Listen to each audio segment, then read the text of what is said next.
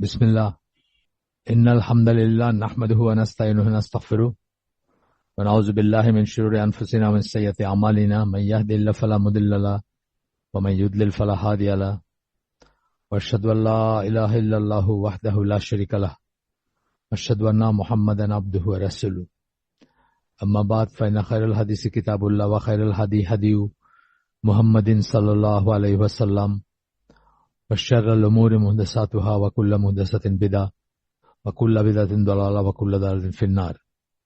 আসসালামু আলাইকুম ওয়া রাহমাতুল্লাহি ওয়া বারাকাতুহু।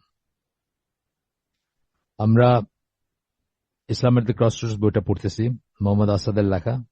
যারা নতুন বা দুই একজন যদি না জেনে থাকেন তাদের অবগতির জন্য 1934 সালে এই বইটা লেখা হয়। এটা যিনি লেখেন তার কনভার্টেড মুসলিম ছিলেন উনি, এবং উনি 1900 সালে জন্ম, 1992-তে মারা গেছেন। উনি ছিলেন অস্ট্রিয়ান জার্মান অরিজিনের ইহুদি, সাদা চামড়া ইহুদি।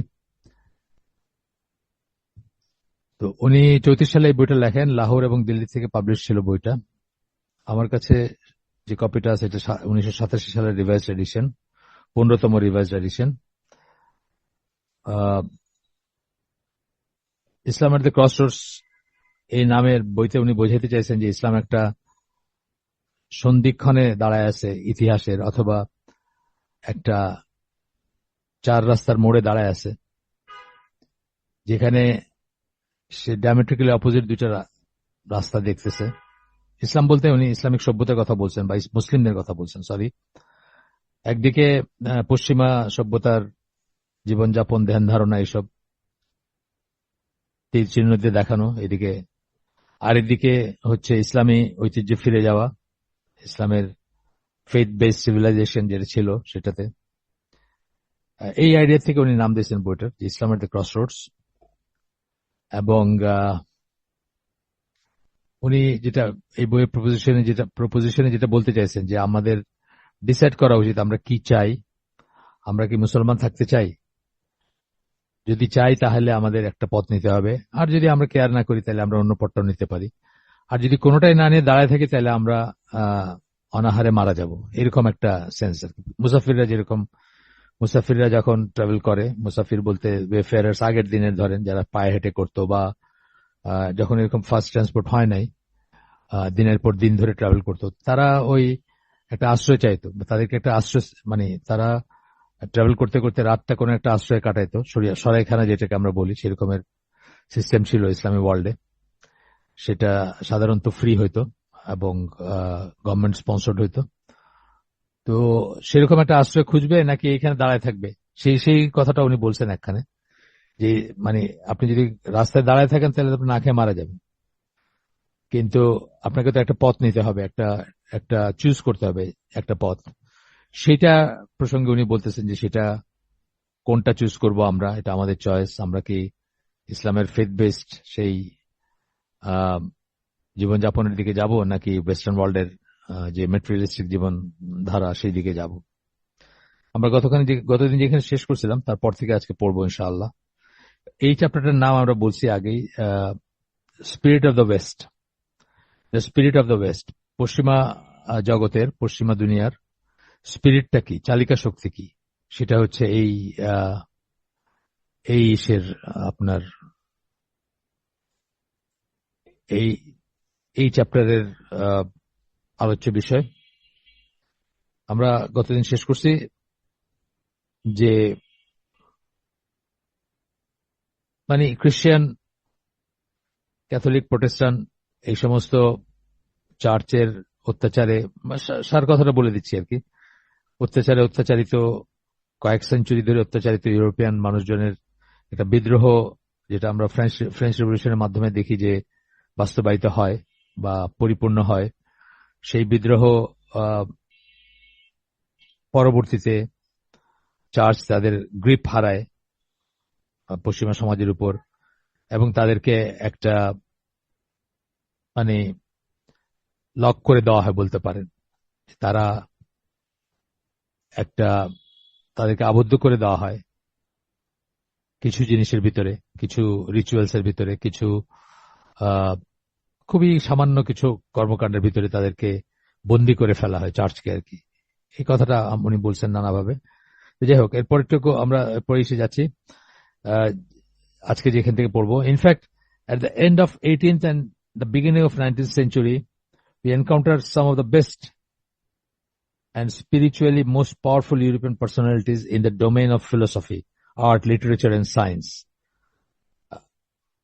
অষ্টাদশ শতাব্দীর শেষে এবং ঊনবিংশ শতাব্দীর শুরুতে, ঊনবিংশ বলি আমরা 1800 সামথিং যেটা, সেটাকে আমরা দেখি যে তাদের অনেক স্পিরিচুয়ালি পাওয়ারফুল ইউরোপিয়ান পার্সোনালিটি আমরা দেখি তাদের উত্থান ঘটছে ফিলোসফি, আর্ট, দর্শন, আর্ট, কলা, লিটারেচার, সাহিত্য এবং সায়েন্সে। But this spiritual, truly religious conception of life was and remained restricted to a few individuals. কিন্তু এটাকে তারা মানে স্পিরিচুয়ালিটি যদি আমরা বলি, আধ্যাত্মিকতা যদি আমরা বলি, বা দিন বা রিলিজিয়ান বা দিন ধর্মের যে ধ্যান ধারণা, এগুলা ব্যক্তিগত পর্যায়ে কয়েকজনের ভিতরে রেস্ট্রিক্টেড থাকছে। এগুলোকে তারা প্রচার প্রসার করতে পারেন নাই, কারণ ইউরোপ তখন এগুলোর প্রচার প্রসারে রাজি না। যেটা আমি কিছুটা গতদিন বললাম যে আপনি দেখবেন বাংলাদেশে, আগেই বলছি আমি, মানে গতদিন বলছি বা আগেও বলছি, বাংলাদেশে 19টা ডিনোমিনেশনের চার্চ আছে যারা দাওয়াতি কাজ করে এখানে, 19টা ডিনোমিনেশন। কিন্তু এর ভিতর অনেক আছে যারা নিজেদের দেশে এভাঞ্জেলিজম বা এই দাওয়াতি কাজ করতে পারে না। তাদের দাওয়াতি কাজগুলো আমাদের দেশের মতো থার্ড ওয়ার্ল্ড কান্ট্রিতে সীমাবদ্ধ, নিজের দেশে তারা করতে পারে না, সেই স্বাধীনতা তাদের নাই বা তাদেরকে করতে দেওয়া হয় না। আচ্ছা, তারপরে বলতেছেন, the great European মাসেস after having been for so long ইমপ্রিজনড in religious ডগমাস, জনসাধারণ যারা ইউরোপের অনেক বৎসর ধরে তারা বন্দী ছিলেন রিলিজিয়াস ডগমাস, মানে সে সমস্ত ধর্মীয় ধ্যান ধারণার ভিতর যেগুলা আসলে পরস্পর বিরোধী, বা যেগুলা ডগমা বলতে আমরা বোঝাই যেটা মানে কোনো যুক্তি বা কোনো প্রমাণ বা কোনো জ্ঞানের ধার ধারে না। কতগুলো জিনিস আপনি দিয়ে বলেন যে না, এটা এরকমই মানতে হবে। যেমন উদাহরণস্বরূপ ঈসা আলাইসাল্লাম সম্বন্ধে তারা যেটা বলে সান অফ গড, এই এই এই এই কনসেপ্টটা বা এই ধরনের আরো যা কিছু আছে, আরো আছে তাদের এরকমের, which had no connection with the natural endeavors of man, could not and would not, once those chains were broken, find their way back to a true religious orientation. একবার যখন এসব থেকে মানুষ বের হয়েছে এবং মানুষ যেগুলার আসলে যে ডগমাগুলা, যে ব্যাপারগুলা, যে ধরেন আপনি জাস্ট তিনটা গতদিন করছিলেন, 3 ধরনের কথা বলছিলেন গতদিন, যে 3টা ব্যাপারের কথা বলছিলেন, যে মেইনলি 3টা ব্যাপার, যে 3টা ব্যাপার থেকে সব মানে যে 3টা ব্যাপার কিছুতেই করা যায় না, রিকনসাইল করা যায় না, এই ধরনের 3টা ব্যাপার বলছিলাম আমরা। তারপরে ওটা একটু করি, আবার একটু সামনেও পড়বে, আবার একটু মনে করাই দিই আপনাদের, যে একটা হচ্ছে যে মানে 3টা ব্যাপারের জন্য আপনার এই ঘটনাগুলো ঘটছে। প্রথমটা হচ্ছে যে রোমান সিভিলাইজেশন যারা মেটেরিয়ালিস্টিক ছিল, তাদেরকে ইনহেরিট করছে ইউরোপ। আসলে ইউরোপের উপরে তাদের প্রভাব, তাদের জীবনযাপনের ধারা বা এই জিনিসগুলা খুব গভীর ছাপ ফেলছিল। মাঝখানে ক্রিশ্চিয়ানিটি আসছিল। ক্রিশ্চিয়ানিটি এসে আপনারা জানেন 325 ওই কাউন্সিল অফ নাইসিয়া কথা আমি বলছি, তার আগে 325-এর আগে, অল্প কিছুদিন আগে তাদের রোমান সম্রাট খ্রিস্টান হয়, এবং খ্রিস্টান হওয়ার পরে এই ট্রিনিটি ডক্টরিনটা চালু হয় 325 থেকে 325 সাল, যেটা আর কি খ্রিস্টান ক্যালেন্ডারে, সেই সময় থেকে শুরু হয়। এবং তারপর থেকে নিয়ে ধরেন এই 1400-1500, মানে ধরেন হাজারখানিক বছর রাফলি আর কি খ্রিস্টানিটি রুল করছে ইউরোপকে। এবং এই সময়টার ভিতরে তারা কিন্তু তাদের ওই আগের হেরিটেজটা তাদের ভিতরে, বা রোমানদের কাছ থেকে যা তারা শিখছিল যে জীবনযাপনের ধারা বা ধ্যান ধারণা, সেগুলো তাদের ভিতর সুপ্ত ছিল। ক্রিশ্চিয়ানিটি এসে বরং তাদের উপরে জেকে বসছিল এবং তাদেরকে ইমপ্রিজেন্ট করছিল, ইন এ সেন্স, যেটা একটু আগে বললেন আর কি। এটা একটা ফ্যাক্টর ছিল। তারপরে আপনার আরেকটা ছিল যে এই দুনিয়া বিমুখতা, সকল দুনিয়া বিমুখতা, একটা চাপায় দেওয়া দুনিয়া বিমুখতা, সকল বলতেছে এই জন্য যেটা সবার জন্য ছিল না। চার্চের হায়ারার্কি যারা ছিল তারা অনেক অনেক লাক্সারিয়াস জীবনযাপন করতো, বা তাদের জীবন ঠিক এই ধরনের ছিল না। তারা তারা মানে গণমানুষের মতো জীবনযাপন করতো না, তারা অন্যরকম জীবনযাপন করতো, এই জন্য সকল কথাটা বললাম। কিন্তু তারা প্রিচ করতো যে দুনিয়া বিমুখতা প্রিচ করতো, এবং বিয়ে করতো মানে বিয়ে করতো না, সংসার করতো না, সন্ন্যাস যেটাকে আমরা বলি বা বৈরাগ্য যেটাকে বলি সেটা প্রিচ করতো, সেটা করতো তারা অনেকে। মানে চার্চে যারা এই ছিল তারা তো মানে অফিসিয়ালি অন্তত সেরকম, যদিও খুবই আজে বাজে আপনার অনৈতিক কাজকর্ম হইতো চার্চে, কিন্তু অন্তত প্রকাশ্যে সেটাই তারা প্রিচ করতো। এবং সেটা আপনার মানুষের স্বাভাবিক যেটা ন্যাচারাল, যে মানে স্বাভাবিক মানুষের চাহিদা, মানুষের চাওয়া, মানুষের ইচ্ছা, মানুষের ভাল লাগা, সেটার বিরুদ্ধে যাইতো। এবং আরেকটা জিনিস ছিল যেটা অ্যানথ্রোপোমরফিক, এটা আমরা পরে পড়বো, অ্যানথ্রোপোমরফিক কনসেপশন অফ গড, মানে আহ, ঈশ্বর বা ডেইটি বা আহ, যে গড যদি আমরা বলি, সেটাকে মানুষের মতো করে চিন্তা করা। এই তিনটা জিনিস ছিল খ্রিস্টিয়ানিটির পতনের মূলে, অথবা খ্রিস্টিয়ানিটির বা খ্রিস্ট ধর্মের আপনার এই দুরবস্থার মূলে, যেটা মানে পরবর্তীতে ইউরোপে ঘটলো আর কি। তো ঠিক আছে, এটা আমরা আবার পড়বো সেটা নিয়ে ইনশাল্লাহ, পরে আবার এই প্রসঙ্গটা আসবে। আমরা আমাদের আজকের ইসে ফিরে যাই যেখান থেকে আমরা স্টার্ট করছিলাম। তো এরপর যে বলতেছেন যে এই যারা, তারা যখন একবার সেই শ্যাকেল থেকে, সেই চেইন থেকে মুক্ত হয়েছে, খ্রিস্টিয়ানিটি তাদেরকে যে অবস্থার ভিতর নিয়ে গেছিল, রিলিজিয়াস ডগমা বা এই সমস্ত বৈপরীত্য উপর ভিত্তি করে, সেখান থেকে once those chains were broken, একবার যখন হয়েছে, তখন আর রিলিজিয়াস ওরিয়েন্টেশনে তারা ফিরে যেতে চায় নাই। তারা চায় নাই যে তাদের স্বাধীনতা, যেই চার্চ থেকে যে স্বাধীনতা, সেটা আর তারা সেটা আর সারেন্ডার করতে চায় নাই। তো এর ভিতরে বলতেছেন যে সবচেয়ে যেটা ছিল, যেটা যে ফ্যাক্টরটা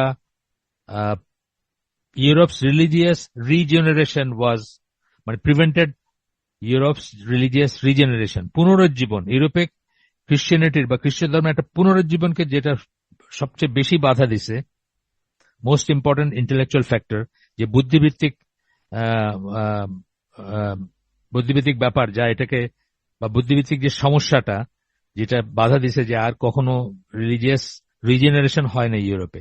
আপনি দেখেন যে আমাদের পাকিস্তান বলেন, সৌদি আরব বলেন, বাংলাদেশ বলেন, অথবা আরো যে কোনো মুসলিম দেশে কিন্তু এগেন এন্ড এগেন ইসলাম পুনরুজ্জীবিত হয়েছে, বা এগেন এন্ড এগেন ইসলাম একদম মনে হয়েছে যে ডিপ্লিট করে যেতেছে, নাই হয়ে যেতেছে, তারপরে আবার পুনরুজ্জীবিত হয়েছে। কিন্তু ইউরোপে সেটা হইতে পারে নাই। যে বুদ্ধিভিত্তিক সমস্যার জন্য যদি আমরা বলি, সেটা হচ্ছে conception of Jesus Christ as a son of god, যে ঈসা আলাহিসাল্লামকে আল্লাহর সন্তান বা ছেলে হিসাবে চিন্তা করার, বা এই যে ধারণাটা, এইটাই সবচেয়ে বেশি বাধা হয়ে দাঁড়াইছে, যে জন্য ইউরোপে আর আর কখনো কিন্তু রিলিজিয়াস হয় নাই, মানে পুনরুজ্জীবন, যেটাকে পুনরুজ্জীবিত হওয়া যেটাকে আমরা বলি, আহ, সেটা কিন্তু হয় নাই। এটা বাধা হয়ে দাঁড়াইছে আর কি রিলিজিয়াস রিজেনারেশনের। আর আমাদের ভিতরে সেই কনসেপ্টটা কিন্তু আছে যে আমাদের প্রতি শতাব্দীতে একজন মুজাদ্দিদ আসবেন, এবং এসে তিনি আবার করবেন আপনার, এসে তিনি ওটাকে আবার মানে দিনকে আবার পুনরুজ্জীবিত করবেন, এরকম একটা কনসেপ্ট আছে। যেমন ধরেন একজনকে মানে কাউকে কাউকে তো সরাসরি মানে আইডেন্টিফাই করা হয়েছে, যেমন ভারতবর্ষে আকবরের যে সময়টা, সেই সময়টায় মুজাদ্দেদ আল ফিসানি বলা হয়। হ্যাঁ, মুজাদ্দেদ আল ফিসানি, আপনারা হয়তো নাম শুনছেন তার। এরপরে আপনার মোহাম্মদ বিন আব্দুল ওয়াহাব, যিনি সৌদি আরবে, তাকে অনেকে মুজাদ্দিদ মনে করেন। মানে মুজাদ্দিদ একদম আইডেন্টিফাইড হইতে হবে, বা একটা ডেফিনেশন আছে, বা কাউকে এন্ডোর্স করতে হবে যে ইনি মুজাদ্দিদ, তা না। বাট এই কনসেপ্টের কথা বলতেছি। এখানে হয়তো কেউ বলতে পারেন যে না না না, উনি কিভাবে মুজাদ্দিদ হলেন, আমরা তো ওনার ওনার এই সমস্যার সাথে এগ্রি করি না, কেউ বলতেই পারেন সেটা। কিন্তু আমরা দেখি যে সৌদি আরবে মানে বিশাল একটা পুনরুজ্জীবিত মানে ইসলামের একটা পুনরুজ্জীবন ঘটে বা পুনরুজ্জীবিত হয় ইসলাম। বিকজ সৌদি আরবে আমাদের মতো এরকম মাজার পূজারি কবর পূজারি হয়ে গেছিল অলমোস্ট। হ্যাঁ, তারপরে তারা সেখান থেকে একটা মানে চেঞ্জ আসে, আহ, এবং বিরাট একটা কি বলবো মানে পুনরুজ্জীবিত হয় ইসলাম। একইভাবে অন্যান্য দেশেও বা ইদানিং কালেও ওইটা তো ছিল 1700 সামথিং, মোহাম্মদ বিন আব্দুল ওয়াহাবের সময়টা। কিন্তু ইদানিং কালে অর্থাৎ আপনার গত গত শতাব্দীতে 2000 ধরেন, মিডল অফ ইথ থেকে নিয়ে 1950 থেকে ধরে আমরা যদি 2000 পর্যন্ত দেখি, এই সময় দেখি আমরা একটা বড় পুনরুজ্জীবিত হয় মানে ইসলাম সৌদি আরবে বা ওই জোনটাতে। আব্দুল আজিজ বিন বাজ, শেখ ইব্রাহিম, তারপরে আব্দুর রহমান সাদি, মোহাম্মদ বিন সালেহ আল উসাইমিন, নাসিরুদ্দিন আলবানী, এই সমস্ত স্কলারদের এসে অনেক বড় রকমের একটা মানে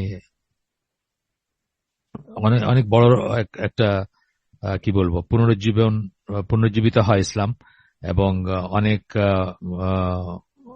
অনেক সচেতন হয় মানুষ ইসলাম সম্বন্ধে, যেটা ধরেন মাঝখানে ওইটা হয়ে গেছিল মানে খুব উইক হয়ে গেছিল সেরকম ব্যাপার আর কি। এবং শুধু ওইখানে না, সারা দুনিয়াতেই কিন্তু একটা হয়েছে, কিন্তু এই জিনিসটা ইউরোপে হয় নাই, সেটা বলতে চাচ্ছেন আর কি। আমরা আশা করি বোঝাতে পারলাম।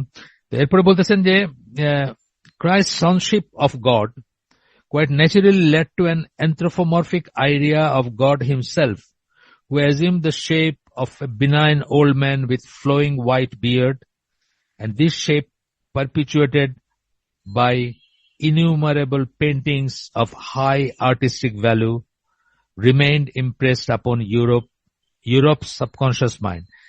গোটা ইউরোপেরই অবচেতন মনে এই একটা পেন্টিং সবচেয়ে ফেমাস যেটা, সেটা আপনাদেরকে আগে বলছি আবার বলতেছি, মাইকেল অ্যাঞ্জেলোর একটা পেন্টিং আছে, আপনারা দেখছেন কিনা জানি না, যে কোনো খ্রিস্টান এসে দেখবেন, বইয়ে টইয়ে দেখবেন, বইয়ের উপরে দেখবেন। আপনারা চাইলে আমি নেক্সট দিন আপনাদের ছবি তুলে দিতে পারবো, আমার বইয়ের কভার আছে ওটা দিয়ে। তো এটা কি, এটা হচ্ছে যে আপনার ওই একজন বয়স্ক মানুষ, সাদা দাড়ি সাদা চুল, উনি একটা আঙ্গুল এইভাবে আগায় দিয়ে আছেন, এবং আরেকজন ইয়াং ম্যান, সে তার লজ্জাস্থানটা কোনো মতে ঢাকা, কিন্তু সে ইয়াং, এবং সে তার আঙ্গুলটা দিয়ে ওই আঙ্গুলটা টাচ করতে চাইতেছে। এখানে একজনকে গড হিসেবে ডেপিক্ট করা হয়েছে, আরেকজনকে মানে হিউম্যান বিং হিসাবেই করা হয়েছে। এই এই এই কনসেপ্টটা, এই ইমেজটা কিন্তু ইউরোপিয়ান মনে একদম প্রথিত, এবং যে জন্য ইউরোপিয়ান রেশনাল মাইন্ড যেটা, অথবা যেটা ইনকুইজিটিভ মাইন্ড বা সায়েন্টিফিক মাইন্ড বলেন বা ইন্টেলেকচুয়ালি, যে তারা এটা নিতে পারে না, এটা এটা এটা তাদের কাছে খুবই লজ্জাস্কর মনে হয় বা লজ্জাজনক মনে হয় এই আইডিয়াটা। তো এরপরে আবার বলতেছেন Muhammad Asad, but with the intellectual shackles of the Middle Ages once broken, the thinking people among Europeans could not reconcile themselves to a humanised godfather. যখনই ইন্টেলেকচুয়াল ঘটলো, মানে মানে ওই এনলাইটেনমেন্ট এরা, Renaissance, French Revolution, Industrial Revolution, এইসবের পর কি হলো, পড়াশোনা, সায়েন্স, টেকনোলজি, জ্ঞান বিজ্ঞানের অনেক উন্নতি হলো, তখন আর এটা এটা আসলে আপনি দেখবেন যে খুব, আমার কাছে একটা বই আছে, আমি ট্রান্সলেট করছি বইটা, আপনারা জানি না কেউ দেখছেন কিনা, যে daughters of another path, English বইটা আর কি, বাংলাটা হচ্ছে অন্য পথের কন্যারা। তো এখানে দেখবেন যে 53 জন মেয়ে, আমেরিকান মেয়ে, তারা ইসলাম গ্রহণ করছে। তাদেরকে একই সেট অফ কোয়েশ্চেন্স দেওয়া হয়েছে, দিয়ে বলা হয়েছে যে আপনারা মানে একই সেট অফ কোয়েশ্চেন্স দেওয়া হয়েছে 53 জনকে, এবং একটা সার্ভের মতো করা হয়েছে। সেই সার্ভের অনুযায়ী আপনার তারা উত্তর দিচ্ছেন, মানে ওই ওই প্রশ্নের উত্তর দিচ্ছেন। তো অনেকেরই দেখবেন এই জিনিসটাতে এসে আটকায় গেছে, যে এইটা কিভাবে আমরা রিকনসাইল করব, যে ঈশ্বর এর ছেলে আছে, আবার সেও ঈশ্বর, 3 in 1, আবার সে যখন মারা গেল তাহলে ঈশ্বর তখন কোথায় ছিলেন? সে যদি মানে ক্রসে মারা যায়, ক্রুসিফিকেশন যেটা আমরা বলি, মানে ওইটা যদি হয় তাহলে আপনার তখন তখন তাহলে সেই যদি মারা গিয়ে থাকে তাহলে তখন আল্লাহ কোথায় ছিলেন? এই ধরনের মানে অনেক, আসলে যে যখনই একটা গোজামিল দিবেন আপনি, তখন প্রশ্নগুলোর উত্তর পাওয়া যায় না। এবং এটা কিন্তু একটা মেজরই দেখবেন যে ওদেরকে প্রশ্ন করা হয়েছে যে আপনারা কেন ইসলাম ধর্ম গ্রহণ করলেন, তো কিসে আপনাদেরকে মানে ক্রিশ্চিয়ানিটির উপর আপনাদের হারাইলো কিভাবে, আপনাদের আস্থা চলে গেল কেন, এই সমস্ত প্রশ্ন যখন করা হয়েছে তখন কিন্তু তারা উত্তরটা এইভাবেই দিচ্ছেন যে এটা একটা ফ্যাক্টর, যেমন যেটা বললাম আমরা। মোহাম্মদ আসাদ বলতেছেন, on the other hand, this anthropomorphization had become a standing factor in the popular conception of God. After a period of enlightenment, European thinkers instinctively shrank back from the conception of God as presented in the teachings of Church. যেটা বললাম আমি, ওই কথাটা আরেকভাবে বললেন যে এই যে নরত্বরোপ বলি আমরা, নরত্ব আরোপ, নরত্ব মানে অ্যানথ্রোপোমরফিজম, এই কথাটা বাংলা হচ্ছে নরত্ব আরোপ করা, মানে ঈশ্বরকে মানুষের মতো করে চিন্তা করা, নরত্ব আরোপ বা অ্যানথ্রোপোমরফিজম বলি আমরা। এটা সম্বন্ধে আমরা আগে আলোচনা করছি এখানে, যে শিরকের যেটা ঈমান বিনষ্টকারী বিষয় ইসলামে, সেটার একটা মেজর হচ্ছে হিউম্যানাইজেশন অফ ডেইটি অথবা ডেইফিকেশন অফ হিউম্যান, দুইটাই। হিউম্যানাইজেশন অফ ডেইটি হচ্ছে আল্লাহকে বা ঈশ্বরকে আপনি মানুষের মতো চিন্তা করলেন, ডেইফিকেশন অফ হিউম্যান হচ্ছে মানুষকে আপনি ঈশ্বর বানায় নিলেন। যেমন ঈসা আলাইহিস সালাম একজন মানুষ ছিলেন, তাকে আপনি ঈশ্বর বানায় ফেললেন, এটাও শিরক। আবার আল্লাহকে আপনি মানুষের মতো চিন্তা করলেন, এটাও শিরক। দুইটাই শিরক, এবং এই দুইটা হচ্ছে শিরকের মানে বেশ কি বলবো, মৌলিক দুইটা উৎস। এবং আপনি দেখবেন যে আমাদের দেশে এই দুইটাই হয়, আমাদের দেশে এই দুইটাই হয়। যখন কেউ গান গাইতেছে, তুমি ফল তুমি ফুল তুমি তাতে গন্ধ, অথবা সোনা বন্ধে আমারে পাগল বানাইলো, তখন সে আল্লাহকে একজন মানুষের মতো চিন্তা করতেছে, অথবা খুব কাছের কিছু চিন্তা করছে, মানে তার মতো একটা কিছু, বা মানুষের আদলে ভাবতেছে তাকে নিয়ে, তাকে বোঝার চেষ্টা করতেছে। একজন মানুষকে আমরা যেরকম বোঝার চেষ্টা করি সেভাবে বোঝার চেষ্টা করতেছে, ডিফাইন করার চেষ্টা করতেছে। আবার উল্টাটা, যখন মানুষকে যেরকম ধরেন পীর ফকিরকে ভেনারেট করতে করতে করতে করতে তারা তাদেরকে ঈশ্বরের জায়গায় নিয়ে যায়, যে তারা হাঁটলে ছায়া পড়ে না, তারা পানির উপর দিয়ে হেঁটে যেতে পারে, বা তারা আরো কিছু করতে পারে, মৃত মানুষকে জ্যান্ত করতে পারে, বা সন্তান দিতে পারে কাউকে, বা কত রকমের কথা আছে, তাই না? এই ব্যাপারটা আর কি, যে ডেইফিকেশন অফ হিউম্যান বা হিউম্যানাইজেশন অফ ডেইটি, এই দুইটা হচ্ছে শিরকের মানে গোড়ার কথা।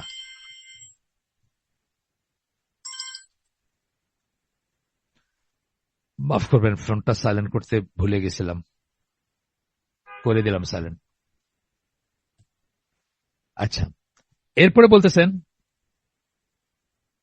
যে এই ব্যাপারটা যখন এনলাইটেনমেন্ট ইউরোপ যখন থিঙ্কার্স, নানা রকম ধরেন ফিলোসফার যাদের কথা আমরা জানি, ফ্রেডরিক নিটশে, ইমানুয়েল কান্ট, বা এই ধরনের আরো লুই বার্গসন, তারপরে আরো আরো অনেকের কথা আমরা জানি, যারা মানে বড় বড় ছিলেন, ভল্টার, রুশো সহ ফ্রেঞ্চ রেভলিউশনের আশেপাশে আগে পরে যারা ছিলেন, তাদের কথা, তারা এটা নিতে পারতেন না, বা তারা এটাকে করতে পারেননি, মানে এটার সাথে কোএক্সিস্ট করতে পারেন নাই। And this was the only conception to which they had been accustomed. কিন্তু এইটাই ছিল, তারা এইটা শুনেই বড় হয়েছেন, এবং গডকে এইভাবে চিন্তা করেই বড় হয়েছেন, আল্লাহকে এইভাবে চিন্তা করেই তারা বড় হয়েছেন। They began to reject the very idea of God and with it of religion itself. যখনই তারা বুঝলেন যে এটা ডগমেটিক, এটা যুক্তিতে কুলায় না, এটা আপনার কোন ধরনের কোন রিজন, যেটা আমি বলতেছি না যে ইসলামের সবকিছু আপনি রিজন দিয়ে বুঝতে পারবেন তা না, কিন্তু প্রাইমারি ব্যাপারগুলো কিন্তু আমি আগেও বলছি আপনাদেরকে, আল্লাহ প্রাইমারিলি মানুষকে রিজন দিয়ে তার দিকে ডাকছেন, মানে আল্লাহর দিকে ডাকছেন, কোরআনের দিকে ডাকছেন, ইসলামের দিকে ডাকছেন রিজন দিয়ে। প্রথমে অনেক কটা আয়াত পাবেন কোরআনে আপনি, যেমন ধরেন যদি এই কোরআন আল্লাহ ছাড়া আর কারো কাছ, তারা কি ভেবে দেখে না যদি এই কোরআন আল্লাহ ছাড়া আর কারো কাছ থেকে আসতো তাহলে তারা এর ভিতরে বৈপরীত্য পাইতো। এইভাবে যখন আল্লাহ ডাকছে, এটা কিন্তু একটা লজিক, এটা কিন্তু একটা যুক্তি দিয়ে আল্লাহ আপনাকে ডাকতেছেন, আপনাকে চ্যালেঞ্জ করতেছেন যে আপনি যেন কোরআনটা খুলে দেখেন এখানে কোনো বৈপরীত্য আছে কিনা, এখানে কোনো অসঙ্গতি আছে কিনা। আল্লাহ কিন্তু আপনাকে চ্যালেঞ্জ করতেছেন, আপনাকে কিন্তু যুক্তির দিকে ডাকতেছেন, আপনাকে বলতেছেন যে আপনি চিন্তা করেন। তো এই সব জিনিসগুলো ইসলামে আছে, কিছু কিছু জিনিস আছে যেটা আপনার রিজন দিয়ে এক্সপ্লেন করতে পারবেন না। ইয়েস, আমি বলি সেটা আছে, কিন্তু সেটা অনেক পরের ব্যাপার। প্রাইমারিলি আপনি যে আল্লাহ, আল্লাহ, রসুল, কোরআন ইত্যাদি কিন্তু আপনাকে আল্লাহ যুক্তি দিয়ে ডাকেন, ঠিক আছে?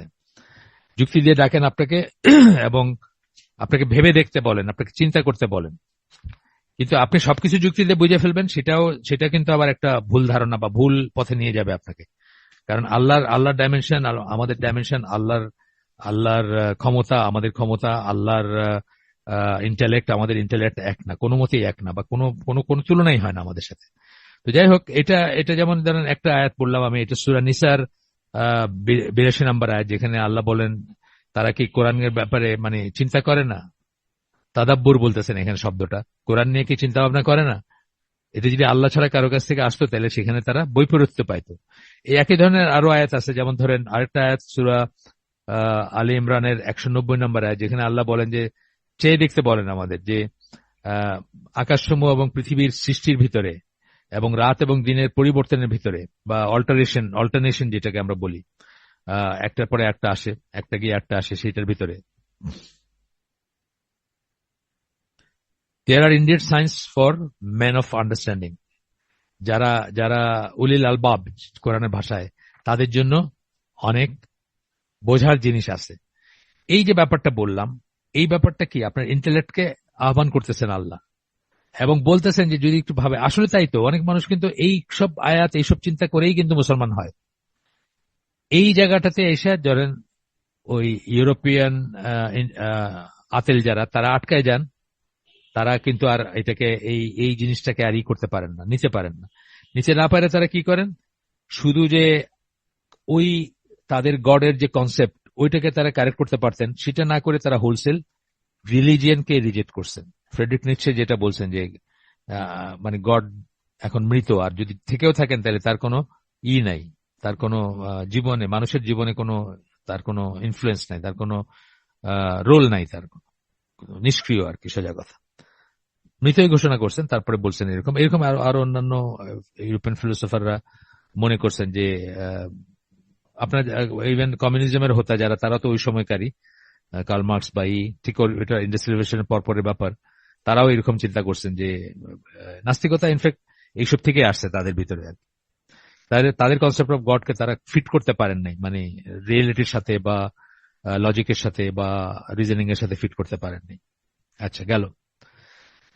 খুব সুন্দর, এই জায়গাটা খুব সুন্দর করে বলছেন মোহাম্মদ আসাদ যে this was the only conception, মানে এই যে অ্যানথ্রোপোমরফিক যেটা, বা হিউম্যানাইজেশন অফ গড ফাদার যেটা, বা মানে আল্লাহকে মানুষের মতো চিন্তা করা, এইটাই তারা শিখছেন, এটা চিন্তা করেই তারা বড় হয়েছেন, বা এটা দেখেই তারা বড় হয়েছেন, এবং এটাতে তারা অ্যাকাস্টম ছিলেন, which they had been accustomed. They began to reject the very idea of God. তারা এই আইডিয়া অফ গডটাকে রিজেক্ট করতে শুরু করছেন, and with it of religion itself, এবং তার সাথে সাথে রিলিজিয়নকেও তারা রিজেক্ট করতে শুরু করছেন, দিনকেও তারা রিজেক্ট করতে শুরু করছেন, ধর্মকেও তারা রিজেক্ট করতে শুরু করছেন। এই জন্য ইউরোপে কোনো ধর্মের পুনরুত্থান দেখি না আমরা। আপনি দেখেন, ইতিহাস খুঁজে দেখেন, ধর্মের কোনো পুনরুত্থান দেখি না আমরা, ইউরোপে ধর্মের কোনো পুনরুত্থান দেখি না।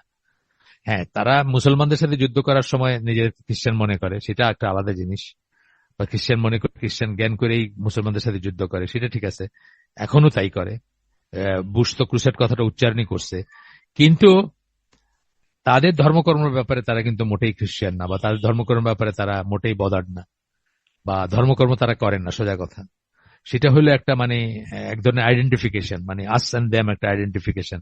সেখানে তারা আমাকে মুসলমান বলে ঘৃণা করে, এবং নিজেকে মানে ক্রিশ্চিয়ানডম, যেটাকে আমরা বলবো খ্রিস্টানডম বলি, সেটার সদস্য মনে করে, একটা আলাদা মনে করে। কিন্তু ধর্মকর্মের ব্যাপারে তারা কিন্তু এই যেটা বললাম এরকমই একটা স্ট্যান্ড নেয়। আচ্ছা, এরপরে বলতেছেন আপনারা এই যে গত যারা ইউরোপে থাকেন বা আমেরিকায় থাকেন, গত অলিম্পিকটা এই যে ইনোগ্রেশন হইলো, তখন কিরকম তারা মানে কি বলবো, মানে নিম্ন স্তরের ঠাট্টা বিদ্রুপ করছে তাদের ধর্মের রীতিনীতিকে। লাস্ট সাপার, ওইটাকে কি সব কি বলে, ওইসব এলজিবিটি মানুষজন দিয়ে সেটাকে স্টেজ করায় কত বড় অপমান করছে তাদের নিজেদের রিলিজিয়ানকে। খ্রিস্টিয়ানরা তো একদম রে রে করে উঠছে, সারা দুনিয়ার খ্রিস্টিয়ানরা। কিন্তু মানে এটি তারা ফিল করে তাদের ধর্মের ব্যাপারে।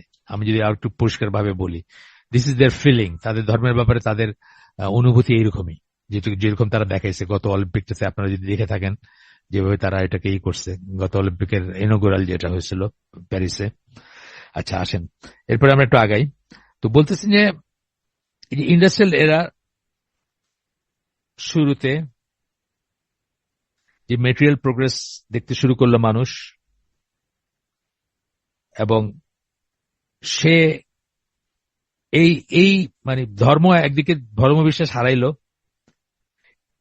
এবং direct man towards new interest, এবং নতুন ইন্টারেস্টের জিনিস পাইলো সে, and thus contributed to the subsequent religious vacuum of the West.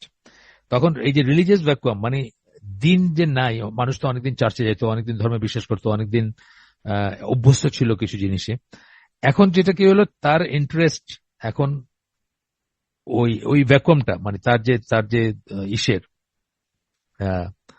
তার যে ধর্মে বিশ্বাস হারানোর জন্য যে একটা শূন্যতা আসছিল, সেই শূন্যতা কি করলো, যে এই শিল্প বিপ্লব বা সেটার সাথে যে মেটেরিয়াল প্রোগ্রেস আসলো, যে সুখ স্বাচ্ছন্দ্য আসলো, গাড়ি আসলো, ইলেকট্রিসিটি আসলো, ট্রেন আসলো, প্লেন আসলো, অ্যান্ড সো অন, এইগুলা সেগুলোর জায়গা নিল।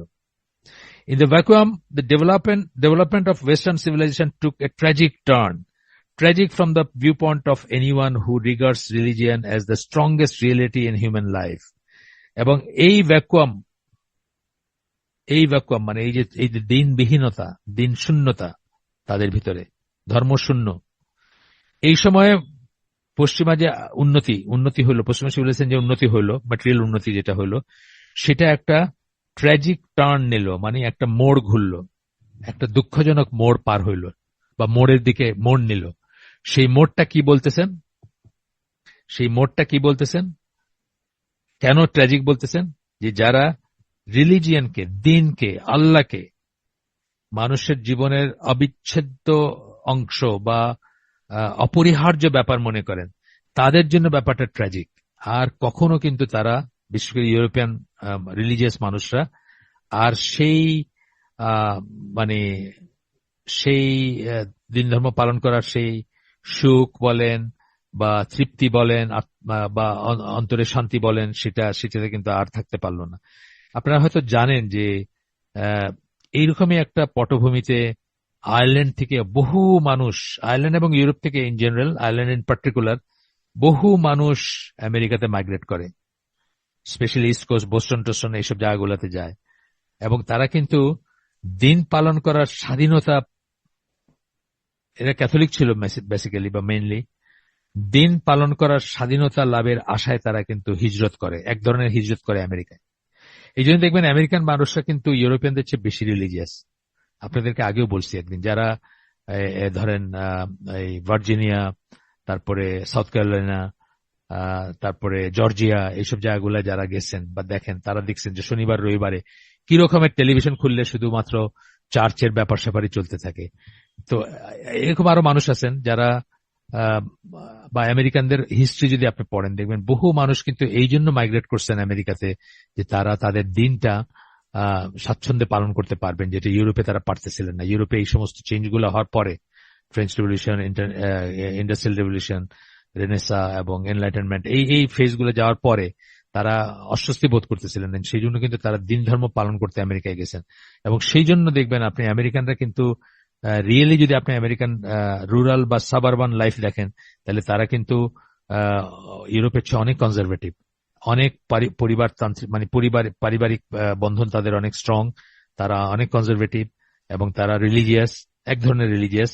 এবং আমেরিকান মেগাসিটি গুলাতে যেটা আমরা দেখি, যে চেহারা দেখি, নিউ ইয়র্ক, ফিলাডেলফিয়া বা লস অ্যাঞ্জেলেস বা আপনার সান ফ্রান্সিসকো, সেটা কিন্তু আপনার ওই ছোট ছোট জায়গাগুলোয় গেলে দেখবেন না। দেখবেন মানুষ অনেক ডাউন টু আর্থ একটা জীবনযাপন করে, মানুষের ভিতরে অনেক সহমর্মিতা আছে, মানুষের ভিতরে আলাপচারিতা আছে, মানুষ আল্লাহ বিশ্বাস করে, চার্চে যায়, এবং তাদের মতো করে আর কি শালীন মানুষ, কোট আন কোট তাদের মতো শালীন আর কি, তাদের স্ট্যান্ডার্ডে যেটা শালীন সেটা আর কি।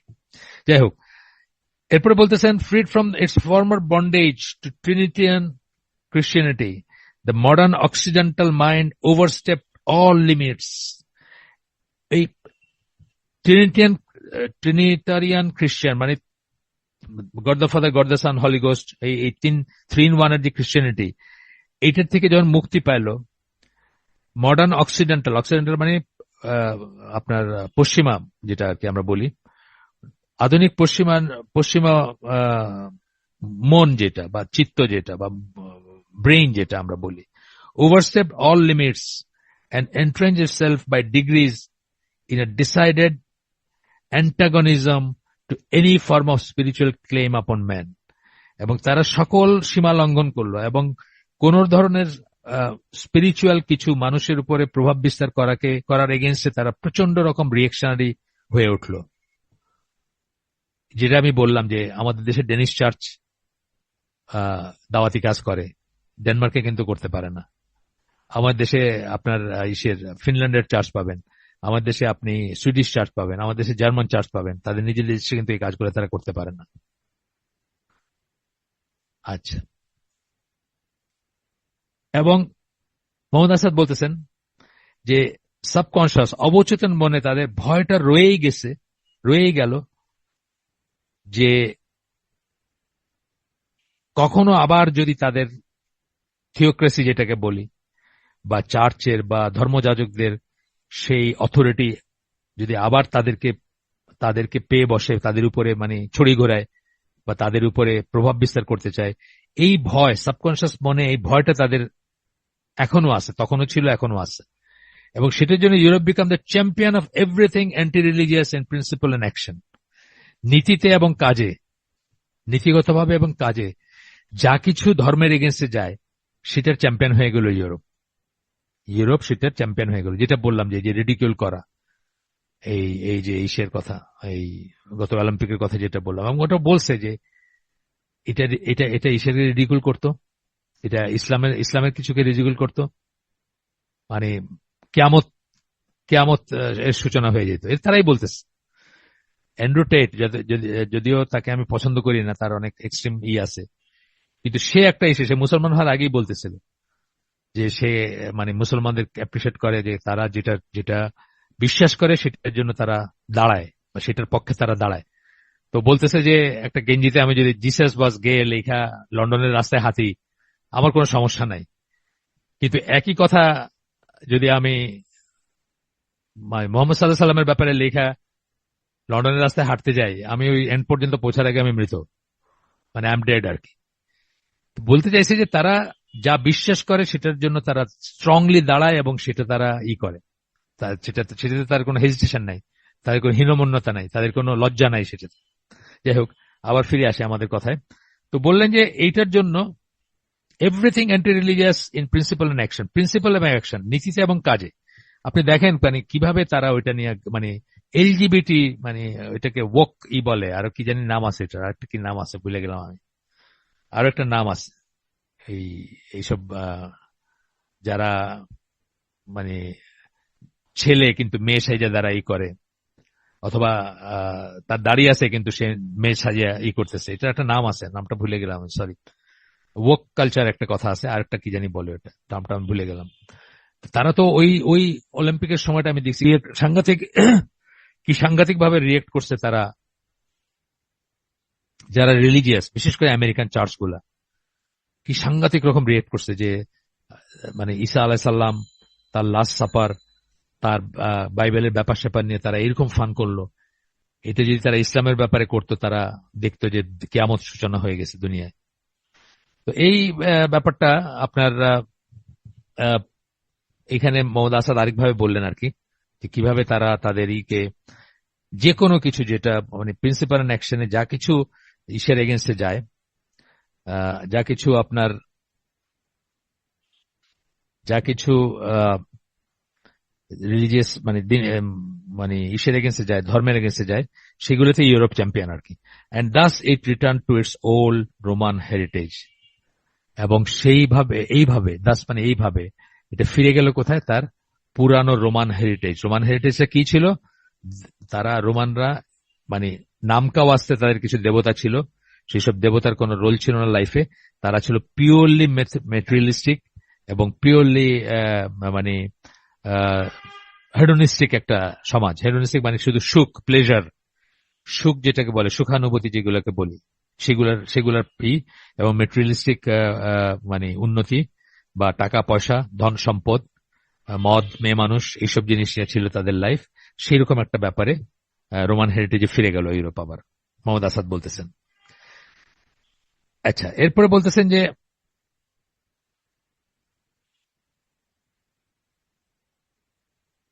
মেটেরিয়াল অ্যাচিভমেন্ট গুলো হয়েছে, আমরা আগে বলে আসছি, এটা আবারও বলতেছেন এখানে, এটা কোনো খ্রিস্টীয় ধর্মের সুপিরিয়রিটির জন্য হয় নাই। এটা যেন আমাদের মাথা থেকে আমরা বের করে দিই। আমাদের অনেক মুসলমানদের মাথায় এটা আছে, কিন্তু তাদের প্রোগ্রেসটা হয়েছে ক্রিশ্চিয়ানিটির একটা সুপিরিয়রিটি ছিল। ক্রিশ্চিয়ানিটি অনেক অ্যাকোমোডেট করতো অনেক কিছু, বা অনেক কিছুকে সহ্য করতো, বা অনেক অনেক প্রোগ্রেসিভ ছিল, বা আরো নানা রকমের ধ্যান ধারণা আছে আমাদের, যে ওরা কি আর এমনি এমনি এত উন্নত হয়েছে নাকি, তাদের ধর্ম এগুলাকে অ্যাকোমোডেট করছে, মোটেই তা না। তো বলতেছেন যে এখানে এসে আবার বলতেছেন Muhammad Asad, for those achievements are unthinkable without the historic struggle of Europe's intellectual forces against very principles of Christian Church. কল্পনাই করা যায় না যেসব অ্যাচিভমেন্ট এর কথা আমরা বলতেছি, যেসব উন্নতি হয়েছে ইন্ডাস্ট্রিয়াল রেভলিউশন বা যন্ত্রপাতি, যান্ত্রিক বিপ্লব বা শিল্প বিপ্লবের পরে যেগুলা হয়েছে, এগুলো কল্পনাই করা যায় না। মানে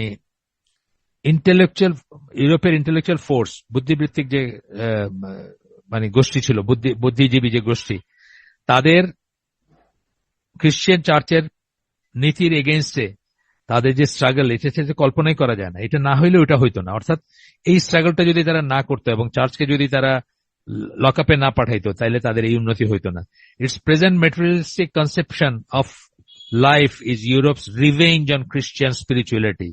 এই যে এখন যে তারা মেটেরিয়ালিস্টিক বস্তুবাদী জীবনের যে বস্তুবাদী ধারণা তারা ইউরোপে, সেটা হচ্ছে খ্রিস্টিয়ান স্পিরিচুয়ালিটি বা আধ্যাত্মিকতার উপরে একটা প্রতিশোধ আসলে, which had gone away from the natural truth of life.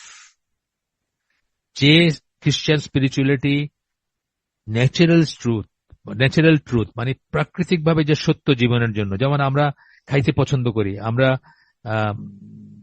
সংসার করতে পছন্দ করি, আমরা বিপরীত লিঙ্গের সাথে থাকতে পছন্দ করি, বা আমরা বিয়ে শাদী করতে পছন্দ করি, আমরা মানে মানে স্বাভাবিক যেটা আল্লাহ, ন্যাচারালি আল্লাহ যেটা দিচ্ছেন, আমরা সমাজবদ্ধ থাকতে পছন্দ করি, বা আরো কিছু আছে না যেটা মানে যেগুলো স্বাভাবিকভাবে মানুষ কি করবে, সেই খ্রিস্টান স্পিরিচুয়ালিটি সেগুলোর বিরোধিতা করতো।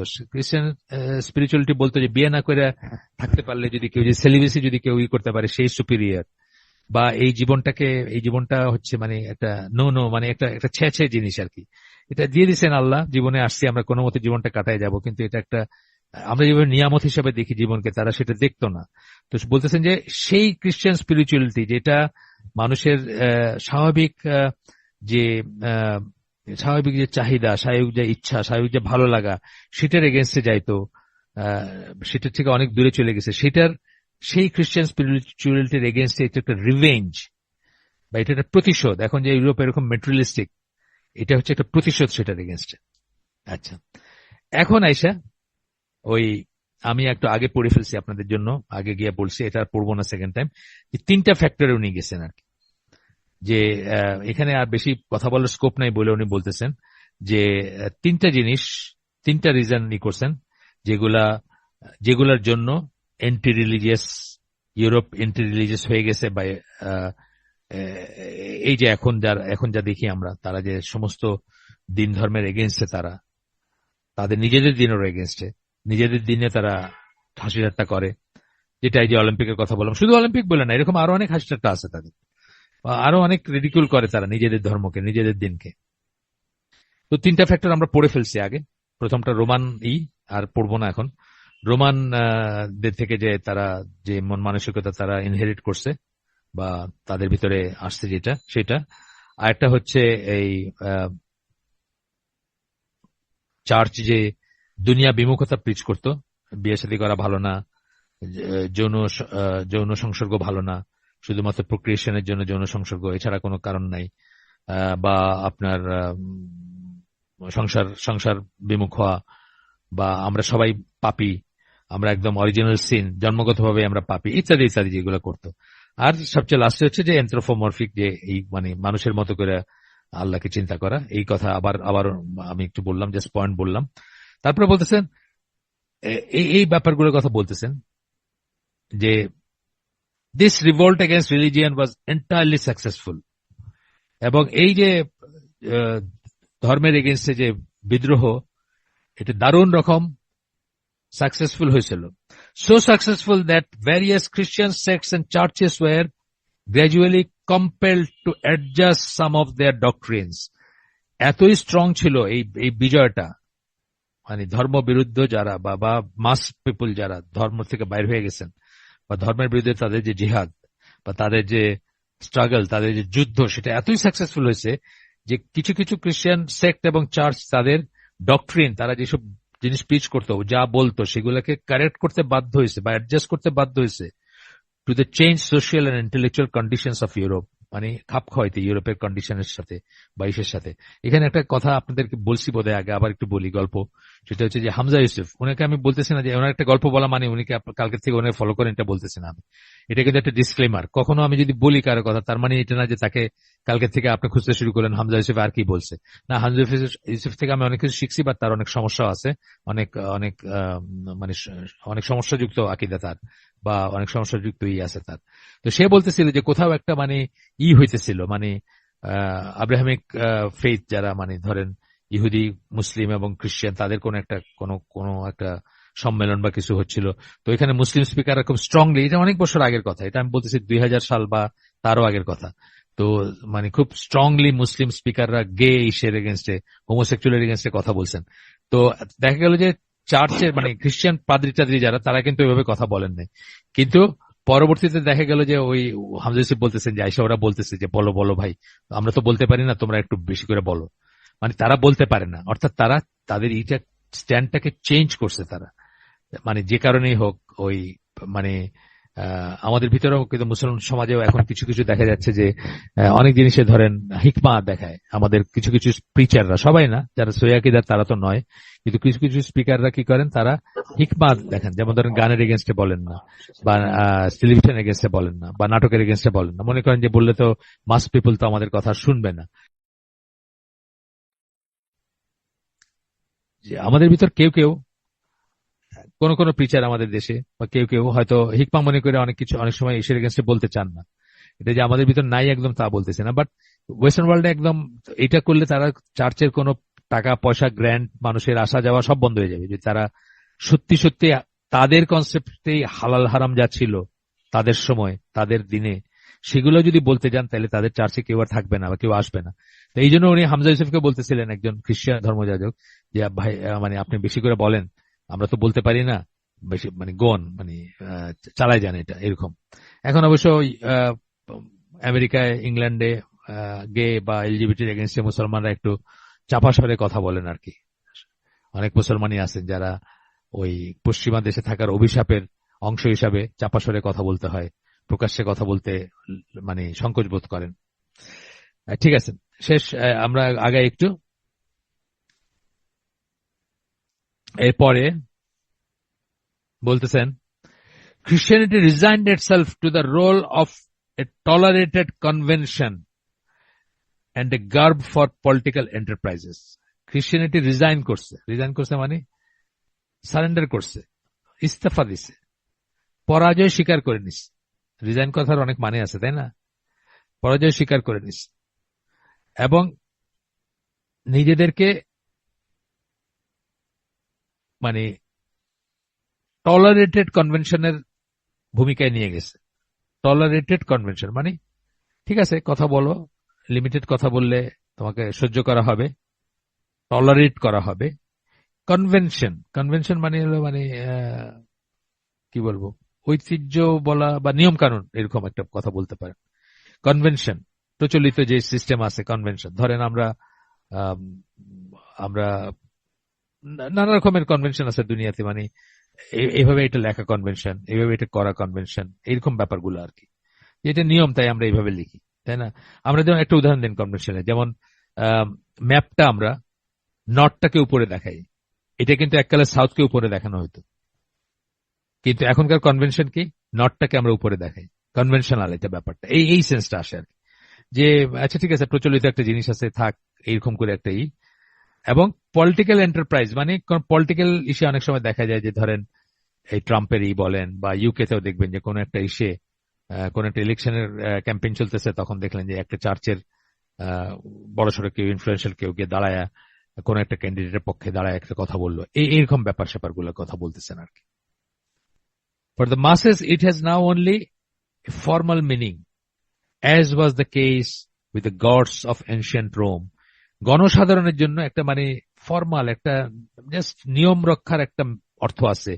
যেভাবে রোমের, এনশিয়েন্ট রোম মানে প্রাচীন রোমে যেটা হয়েছিল, তাদেরও কিছু গডস ছিল, মানে গডস উইথ স্মল জি, তাদেরও কিছু দেবদেবতা ছিল, সেগুলার কোনো রোল ছিল না, which are neither allowed nor supposed to exert any real influence upon society. তাদের সমাজের উপর কোনো ওইসব গডের কোনো ইনফ্লুয়েন্স ছিল না, তাদেরকে অ্যালাউ করা হইতো না, এবং তাদের কোনো রোলও ছিল না সমাজে। একইভাবে খ্রিস্টিয়ানিটির অবস্থানটা সেরকম হয়ে গেছে। যেমন এনশিয়ান্ট রোমে গড মানে ওই মূর্তি বা তাদের দেবতাগুলোর অবস্থা যেরকম ছিল, এখনো খ্রিস্টিয়ানিটির অবস্থা ইউরোপে সেরকমই একটা অবস্থা, যে তাদের কোনো রিয়েল রোল নাই, জীবনের উপরে তাদের কোনো সে নাই, জীবনযাপন বা লাইফস্টাইল বা ডু অ্যান্ড ডোনার্স এর উপরে তাদের তেমন কোনো সে নাই। এরপরে বলতেছেন, এই অংশটা খেয়াল করে শুনেন, আমার কাছে খুব ভালো লাগে এই অংশটা। দ্য অ্যাভারেজ অক্সিডেন্টাল মানে অ্যাভারেজ সাধারণ, গড় পড়তে সাধারণ মানুষ যারা, অক্সিডেন্টাল মানে পশ্চিমা মানুষ, হ্যাঁ, be he democrat or a fascist, সে ডেমোক্রেট হোক আর ফ্যাসিস্ট হোক, মানে গণতন্ত্রী হোক অথবা ফ্যাসিস্ট হোক, a capitalist or communist, capitalist হোক বা কমিউনিস্ট হোক, a manual worker or an intellectual, সে যদি শ্রমিক হয় অথবা বুদ্ধিজীবী হয়, যাই হোক না কেন, knows only one positive religion, সে কেবল একটাই ধর্ম, একটাই মানে ধর্মকে অ্যাপ্রিসিয়েট করে বা সত্যিকার ভাবে একটা ধর্মতেই বিশ্বাস করে, and that is worship of material progress, এবং সেটা হচ্ছে বস্তুবাদী প্রগতি, যেটা আমরা বলি প্রোগ্রেস, যেটা বলি বস্তুবাদী প্রগতি, মেটেরিয়ালিস্টিক প্রোগ্রেস যেটাকে আমরা বলি। গাড়িটা আগে এরকম চলতো, এখন ধরেন অটোমেটিক চলে, বা এখন গাড়ির এই যে প্রোগ্রেসটা, আগে গাড়িটা খুব প্রিমিটিভ ছিল, এখন আপনি অটো গিয়ার শিফট করতে হয় না, এখন জানলাগুলাকে মানে কষ্ট করে উঠাইতে হয় না, রিয়ার ভিউ মিরর বা সাইড ভিউ মিররকে হাত দিয়ে ঠিক করতে হয় না, আপনার হর্ন বাজানোর ব্যাপারে ওই কোনো একটা বাতাসের কিছুকে চাপ দিতে হয় না। আগে ছিল, আমরা দেখছি ছোটবেলায়, ওই একটা ছিল, একটা বেলুন না তো ঠিক, মানে ওই রাবারের একটা বেলুন সদৃশ্য ছোট বেলুন ধরেন আর কি, ওইরকম ছিল, যেটাতে হাওয়া থাকতো, ওইটাতে প্রেস করলে হর্নটা বাজতো। তো এগুলা চলে গেছে, তাই না? তার মানে কি মেটেরিয়ালিস্টিক প্রোগ্রেস হয়েছে না? আস্তে আস্তে আস্তে আস্তে গাড়ি কত উন্নত হয়েছে, প্লেন কত উন্নত হয়েছে। আমরা ছোটবেলায় দেখছি ঢাকায় ওই যে সুপার কনস্টেলেশন বলতে একটা প্লেন ঢাকা থেকে করাচি যাইতো, বোম্বা দেখতে, অনেক কটা পাখা ছিল, বিশাল আওয়াজ করতো। এখনকার প্লেনগুলো আপনি চিন্তা করেন কত, মানে কল্পনাই করা যায় না প্লেনের চেহারা। এইটাই হচ্ছে তাদের একমাত্র রিলিজিয়ান, তারা জানে যে মেটেরিয়াল প্রোগ্রেস। আবার পড়ি, the average occidental, be he a democrat or a fascist, a capitalist or a communist, a manual worker or an intellectual, knows only one positive religion, and that is the worship of material progress, এবং সেটা হচ্ছে material progress বা জাগতিক পার্থিব উন্নতির পূজা করা, সেটাকেই করা। এই পুরা এটাই খুব সুন্দর আর কি প্যাসেজটা। আর একটু পড়তেছি আমি, আরো রয়েছে একটু।